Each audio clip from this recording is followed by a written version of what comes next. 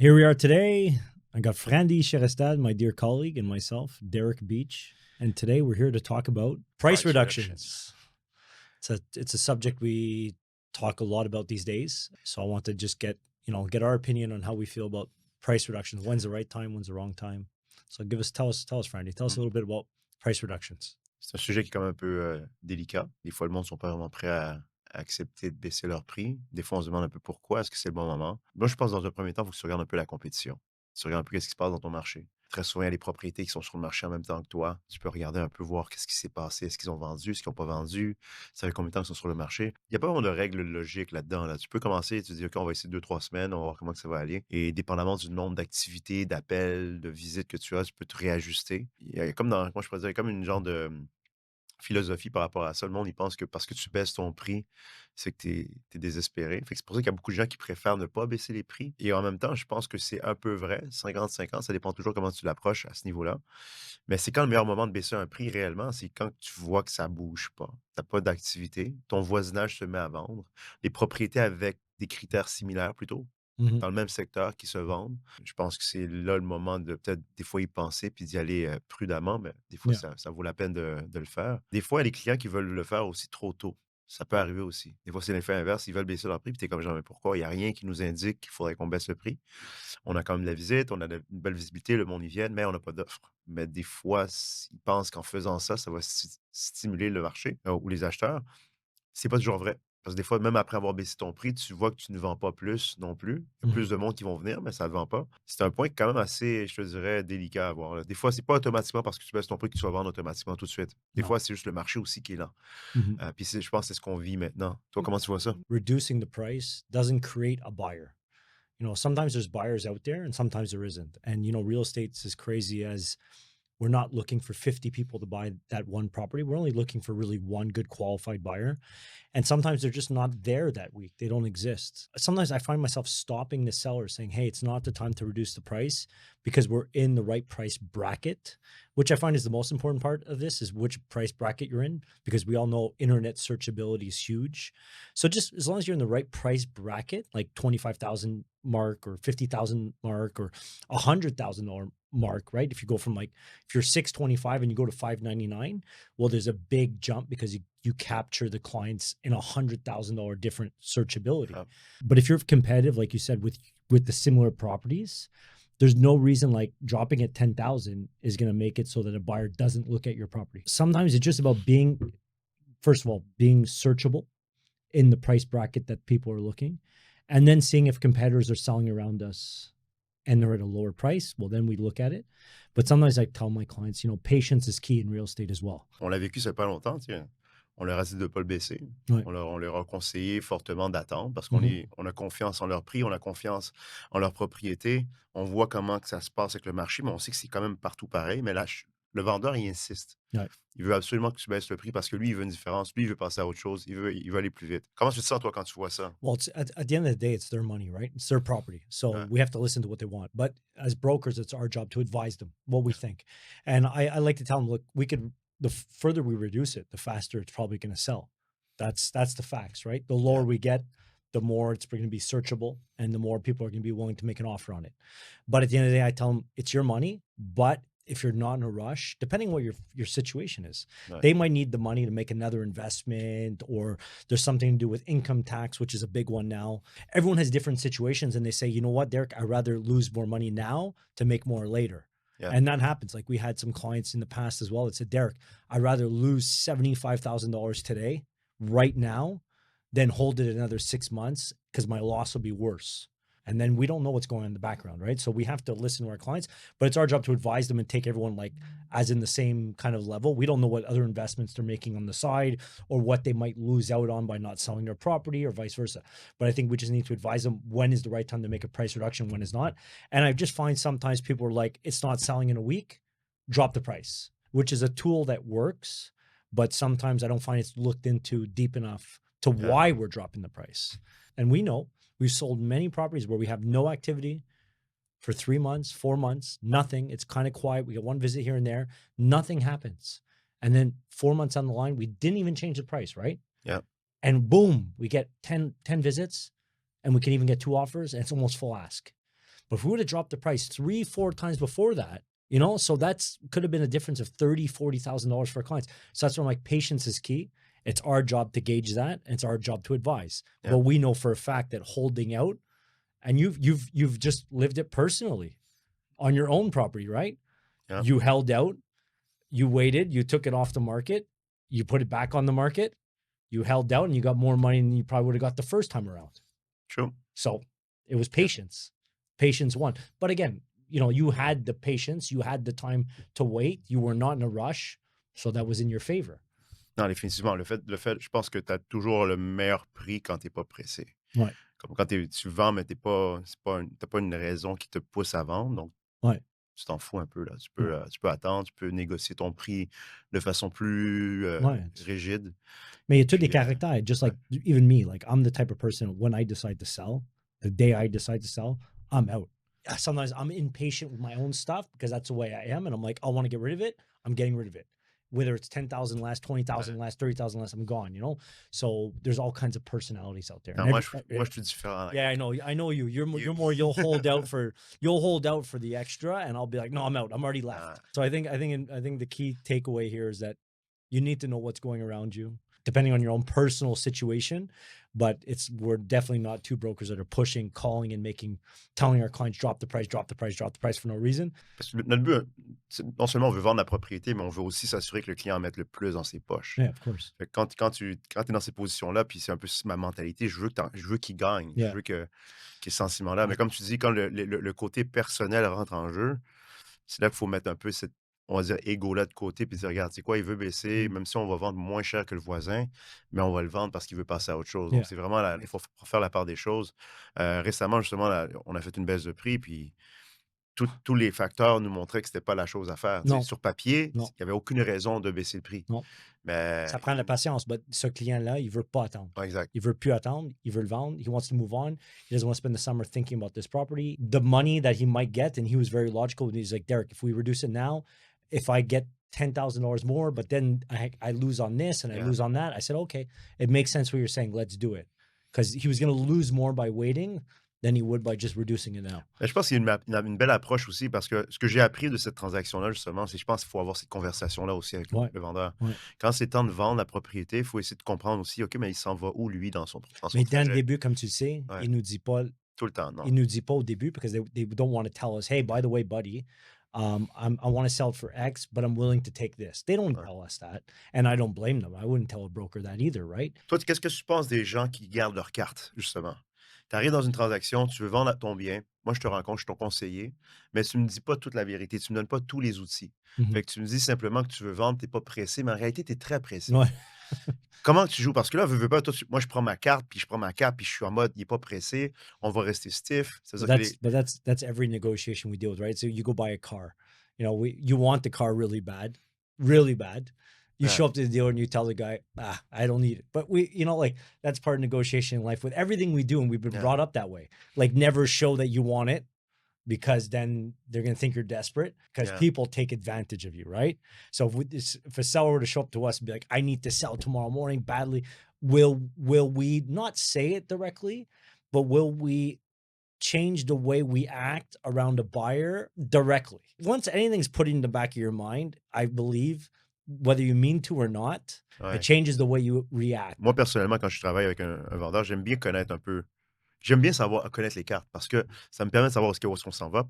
Voici la stratégie qu'on va emprunter. On sait que toi, tu vas être parti, plutôt dans 6 mois, mais on va essayer comme ça pendant 3, 4, 5, 6 semaines. On va jouer difficile. Mhm. Puis à partir de la sixième, septième semaine, mais là, on va changer de stratégie. Puis je trouve que c'est plus facile aussi parce que des fois, tu peux avoir une opportunité justement dans la première semaine, mais là, tu sors les dents, tu veux rien savoir. Fait que Ouais, tu négocies pas très bien, tu négocies plus serré, pardon. Mais de l'autre côté, tu aurais pu rendre service à ton client sachant que fait que la vraie conversation, j'aurais pu l'avoir avec mon client en lui disant: «Hey, tu sais quoi? Regarde, je lui ai pas dit ça, mais on a peut-être l'opportunité d'avoir tel prix. Est-ce qu'on considère tout de suite ou on attend 6-8 semaines?» Je pense que ça peut t'amener à avoir des meilleurs outils dans the line parce qu'il y en a plein que des fois, même au téléphone, là, ils t'envoient il y a des well, gens qui te shootent des informations ouais, des offres au téléphone verbalement, puis tu es comme genre: «Ben non, laisse tu perds pas ton temps. ouais, Mais des fois, tu dis: «Tu sais quoi? Viens visiter quand même, on va en discuter». Puis entre-temps, mm, mais je vais préparer mon client, je vais lui en parler un peu, voir s'il serait peut-être prêt à changer de stratégie. Maintenant qu'on avait une établie, est-ce qu'on la change tout de suite? On peut la changer après une semaine, après 5 jours. Ouais. C'est juste une question d'avoir un courant de conversation, de communication qui est très clair, qui te permet de réagir rapidement dans tous les états. Mais Mm. si maintenant tu sais que regarde et on l'a mis très haut, on a dit qu'on est très serré dans la négociation, puis qu'en réalité, regarde, on a énormément d'actions, fait qu'il y a pas besoin de on n'a pas besoin de s'inquiéter, on va rester avec le plan A. Mais des fois, dans le plan A, tu reçois un gars qui rentre, qui lui, c'est ton plan B, mais il rentre après 10 jours, puis tu aurais pu peut-être en profiter tout de suite. Tu peux peut-être perdre une opportunité en termes de temps parce que tu as trop essayé, puis finalement, après 6 8 semaines, là, tu retournes au plan B, puis lui, il est plus là, cet achat-là, il est parti Yeah. ailleurs. Fait que c'est là que je trouve que des fois, la communication transparente peut t'amener vraiment à être plus efficace. Parce Right. que nous, on veut pas, on parle avec tout le monde, hein. As soon as they give us a little bit of leverage, we kind of change our way Oui, we ouais, we tout à we fait. we want to sell it because we know they want to sell it, right? So we Exact. use our measures, whereas we know they're not in a rush. We also give off that sometimes, you know. Ouais, So it's yeah, but it's every client's different, and some people like to be open and some don't. But I think it's our job. Well, we all know it's our job to bring an offer. We got to bring ouais. the offers no matter what they are, good, bad, not good, whatever. Our job is to bring the offers. Yep, You know, sometimes exact. I've been surprised too, right? I get an offer, I'm like, oh, that's not very good, almost embarrassing to present it, and the owner's like, oh, you know what's not bad. I'm like, wow, okay, that's not what I was Ouais. expecting, right? So it's really our job to not be like you said on the phone. I don't know why other brokers do that either. They call and they say, my client wants to go, but he's only willing to pay this. It's like, come Ouais. visit first, come visit, see you like it, make an offer. Je comprends un peu le courtier qui est dans cette situation-là. Moi, je ne pratique pas ça, mais Yeah. je comprends un petit peu parce que des fois, ils veulent pas manquer de respect au vendeur ou quoi que ce soit. Mais d'un autre côté aussi, je trouve qu'une fois que l'offre d'achat est sur papier, Ouais. avec les conditions, c'est déjà plus clair. C'est beaucoup plus sérieux. Ouais, c'est Fait ça. que même si ton offre est pas bonne, tu le mets sur papier. Là, on sait que, OK, regarde, toutes les autres conditions sont correctes. C'est juste le prix qui est ridicule. Ouais. On va travailler le prix. Mais c'est sûr que quand tu shootes ça au téléphone, verbalement, Ouais, non. l'autre, il conduit ou il est en train Ouais, de faire une autre visite, il est entre 2 rendez-vous, il va pas te répondre non. avec toute Mais la on présence peut pas on peut d'esprit. pas répondre non plus aux vendeurs, right? As the broker, we can't be like, Non, somebody calls us, "Hey, I'm willing to offer X," and we're like, "Yeah, sure, no problem." Like, no. non, First of all, we can't answer that question. First of all, that's the basis. So I don't know why brokers do it because they lose our respect too. Because we get calls from random Joes all the time, ouais, calling us saying, "Hey, I would buy this, but at X." They're just looking for deals. They put themselves in the pool with those ouais. brokers, right? When people say that, I just don't really respond and just say, "Come visit," and we'll talk about it. Mise en situation, Derek. Tu es sur le marché, ça fait 2 semaines. Ton voisin immédiat, pareil comme toi, décide de se mettre sur le marché à, je sais pas moi, 25 000 moins cher que toi. Qu'est-ce que tu conseilles à ton client vendeur? First things first, let's look at the property. Let's try to find some things we have he doesn't. Try to really dissect the property, see what he's got, and see if we can find any extra values in our home. Because now we need to know, and we need to really have those at the tip of our tongue. So, because the buyers are going to visit both properties more than likely, Ouais, so we really need to now. We need to even hopefully visit the other property and really compare apples to apples and see what's going on before we start adjusting prices and going to price war with our own neighbors, right? That's not never a good idea because you just start price cutting each other. If really he has what we have or even more than what we have and he's less expensive than we are on the market, now it's a serious time to reconsider our price.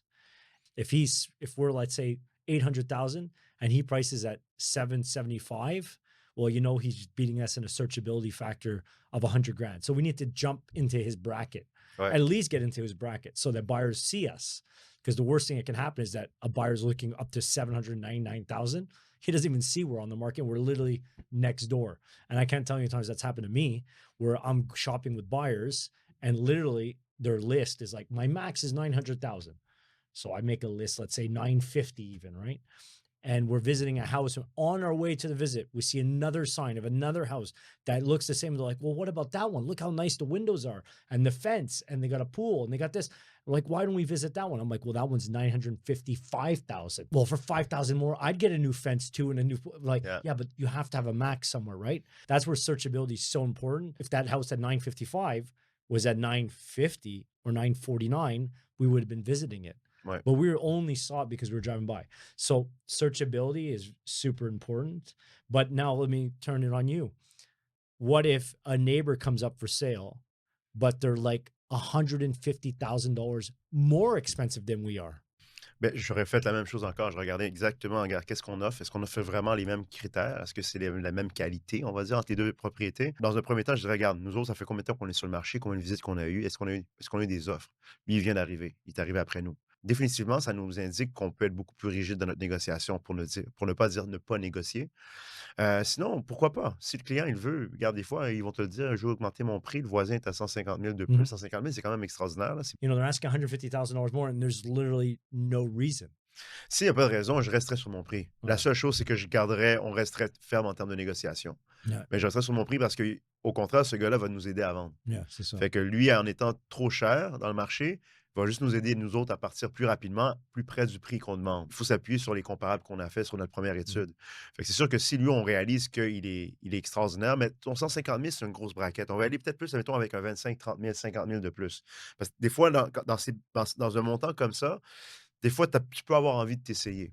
L'acheteur peut dire: «Ah, c'est quoi? Je veux essayer mon allié un petit peu plus cher». C'est là que ça pourrait devenir différent, mais encore une fois, si les comparables démontrent que, peut-être que lui, il fait juste essayer. Ouais. Puis, j'inviterais le client à aller visiter avec moi. Ouais. On irait voir la propriété du voisin juste pour la comparer comme il Ouais. faut. Ouais. Fait que là, on pourrait vraiment savoir, OK, est-ce qu'on le fait, est-ce qu'on le fait pas, le mot. Fait que c'est une conversation à avoir avec son vendeur. C'est une belle situation quand même parce que tu dis: «OK, bon, on a un compétiteur, mais qui est trop cher comparativement à notre étude de marché».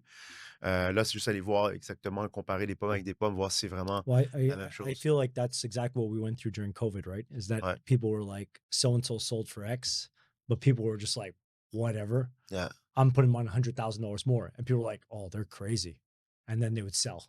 yeah, And then next guy was like, I'm putting mine $50,000 more. Boom, they would sell. People were going way above the comparables that have ouais, ever sold, and it just kept selling and selling and selling. We stopped looking at previous sales, right? Whatever sold in the past is in the past, it's yeah, gone. Because sometimes, yeah, you're priced at X. The right market study, it says it should be priced at that because that's what prices have sold for. And somebody goes and pushes the barrier yeah, and they jack it up and they put the price higher. And everyone's like, wow, they're crazy. But they end up selling yeah. at the price. Mais en même temps, on l'a fait quelquefois ça aussi. Yeah, Ça dépend yeah, du produit. Il y a des produits que tu vas voir que tu vas dire: «OK, cette propriété-là, elle est unique en son genre et dans un projet», mettons, c'est un appartement et dans un projet qui est rare, il y a ouais, jamais d'unité en vente dans ce secteur-là. Malgré que tu as peut-être de la compétition dans ton immeuble ou à côté, mais tu te dis: «Tu sais quoi? J'ai un produit unique, j'ai un coin, j'ai une vue unique. Pourquoi pas essayer un peu plus cher?» ouais, Et très souvent, ça fonctionne. Si ouais. tu y vas, le monde vont venir, ils vont l'apprécier puis One of the most important things I think of real estate that's like super important that people don't talk about enough. Everyone talks about location, location, location. ouais, But I think one of the other biggest factors is rarity. ouais, la How rareté. rare a property is. That sells it's unbelievable how much it changes things, right? Ouais, Even we've seen condos in the same building, and one person decided to change the whole layout of that yeah. one unit with the contractor. The unit that was the easiest to sell was the one that the contractor had the hardest to sell in the beginning because the layout was different. Ouais. So it sold more than the other ones because it was rare. Même quand tu fais des ré je vais sur le cas des rénovations, puis ça, on l'a vu aussi.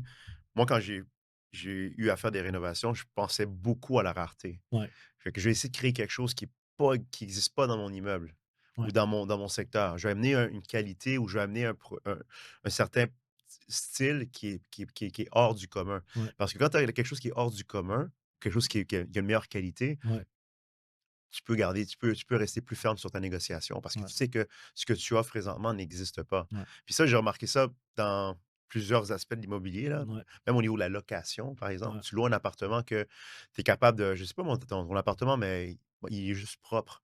Il est propre, clean, il est fraîchement peint. Puis tu regardes tout le marché au complet, c'est tous des appartements qui sont un petit peu plus croches, ouais, mais tu vas probablement louer avant tout le monde parce qu'il est différent, il est unique en son ouais, genre. Fait que je pense qu'être capable d'avoir quelque chose d'unique en immobilier, c'est bon. ouais. Puis, comme tu le dis tantôt, tu sais, avoir une vue unique, une localisation unique. Sometimes the clients they don't see the differences in like this guy put spotlights around his living room like this. Yeah, This guy has a floor lamp.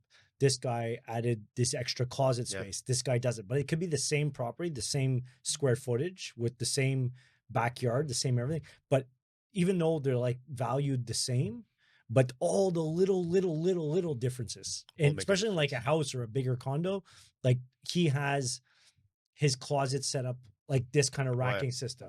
He has this type of floor versus that type of floor, moldings, everything, all the little things that aren't expensive in the beginning to do or change, but that's what can make a buyer decide to spend even $20,000 more or $30,000 more for your property versus the neighbor who's identical. And they can exactement. never figure out why they're not selling and you're sold for more. Mais encore une fois, comme tu le dis, il faut que ton client, comme t ton acheteur, c'est un deuxième, troisième, Ouais, quatrième ouais, acheteur. ouais. Tu sais, c'est quelqu'un qui vient de commencer, qui s'y connaît pas trop en Non, matériel ou qui non, connaît pas trop la différence entre une porte pleine puis une porte, ouais, vide, tu sais, ils vont pas vraiment le réaliser. Donc ils vont pas apprécier ton produit. ouais, Mais celui qui va l'apprécier va reconnaître la valeur, puis très souvent, il va payer le premium pour avoir justement les planchers chauffants dans la salle de bain parce ouais, que pour lui, c'est un must. Il y en a d'autres qui passent à côté, ils savent même pas si: «Ah, oui, non, ouais. c'est pas trop grave». Et Donc c'est ça, c'est un vraiment des un projets qu'on a travaillé longtemps à Griffintown. On a travaillé Bassin du Havre longtemps. And one of the points I remember myself talking about a lot was not about the location, was not about the pool on the roof, yeah, was not about the gym, was not about any of that stuff. It was about what's the difference between this project and the other projects. And it came down to moldings, door handles, central air conditioning, different quality of windows, technical details that really went a long way to the buyer who had more experience. yeah. Non, c'est vrai. And the buyer who just came out of a rental who's never owned, these things were like I was talking another Mais language. tu les formes aussi en quelque Yeah, sorte. they go their next visit, and it's funny. They go to the next visit, and I've had a buyer I've They're followed. smarter. No, they're knocking on the doors at the next visit, right? They're knocking on the doors. They're checking the molding. Oh my god, it's a mural AC. They don't know it's central. Now you've trained them to Ouais, look for little details that go a long way because as a generic buyer person on the street, what do you you don't know know. about the door solid or hollow or even the Ouais, air conditioner? Does it have air conditioner or no air conditioner? I don't care about the rest. Does it have electric heat yeah, or central heat? Does it have a humidification system or no humidification system?